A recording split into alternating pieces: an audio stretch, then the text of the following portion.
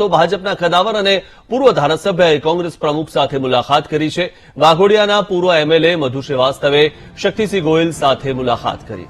કોંગ્રેસ પ્રદેશ કાર્યાલયમાં બંને નેતાઓએ કરી બેઠક, ત્યારે બંધ બારણે 30 મિનિટ સુધી આ બેઠક ચાલી હતી। વિધાનસભા ચૂંટણીમાં વાઘોડિયા બેઠકથી ટિકિટ ન મળતા મધુ શ્રીવાસ્તવે વિરોધ નોંધાવ્યો હતો। પાર્ટી વિરુદ્ધ ગતિવિધિને લઈને ભાજપે 6 વર્ષ માટે મધુ શ્રીવાસ્તવને સસ્પેન્ડ કર્યા હતા।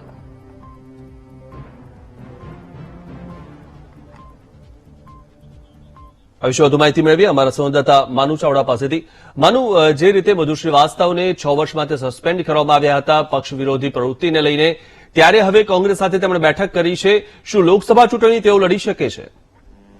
મિથુન, આમ તો ગત વિધાનસભાની ચૂંટણીમાં મધુ શ્રીવાસ્તવને ભાજપમાંથી ટિકિટ ન મળતા એમને અપક્ષ ઉમેદવારી કરેલી અને વાઘોડિયાથી જે ચૂંટણી લડ્યા। જોકે ચૂંટણી હારી ગયા, પરંતુ તે જ સમયે ભાજપ દ્વારા એમને સસ્પેન્ડ કરવામાં આવેલા। હવે જયારે લોકસભાની ચૂંટણી નજીક આવી રહી છે ત્યારે મધુ શ્રીવાસ્તવની આ જે મીટિંગ છે એને ખૂબ મહત્વની માનવામાં આવી રહી છે, કારણ કે લોકસભાની ચૂંટણી લડવા માટે અથવા તો લડાવવા માટે કોંગ્રેસ તૈયારી કરી રહ્યું એવું પણ લાગી રહ્યું છે। પરંતુ અત્યારે હાલ મધુ શ્રીવાસ્તવે જે રીતે મીડિયા સાથે વાત કરી છે, એમનું કહેવું છે કે હું મળવા ગયો હતો, પરંતુ આવો કોઈ ઈરાદો નથી, પરંતુ શક્તિસિંહ જે હું એક મારા મિત્રને મળવા ગયો હતો અમદાવાદ, અશોકસિંહ ઠાકોરને, અને ત્યાં બાજુમાં જ એમની ઓફિસ હોવાના કારણે એમની મુલાકાત કરી છે।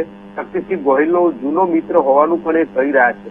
તો લોકસભાની ચૂંટણીને લઈને મધુ શ્રીવાસ્તવ ફરી એક્ટિવ થયા હોય એવી પણ આ જે ઘટના છે કહી શકાય, કારણ કે મધુ શ્રીવાસ્તવ જે રીતે અત્યારે નિવેદન આપ્યું છે, રંજનબેન લોકસભાની ચૂંટણી લડશે તો એમના વિરુદ્ધમાં પ્રચાર પણ હું કરીશ, ચૂંટણી લડવું કે નહીં લડવું એ આગામી સમયમાં ખબર પડશે એવું પણ મધુ શ્રીવાસ્તવ કહી રહ્યા છે।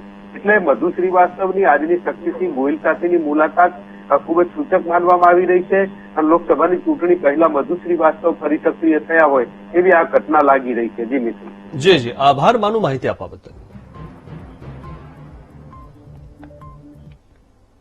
રાજ્યમાં ફરી એક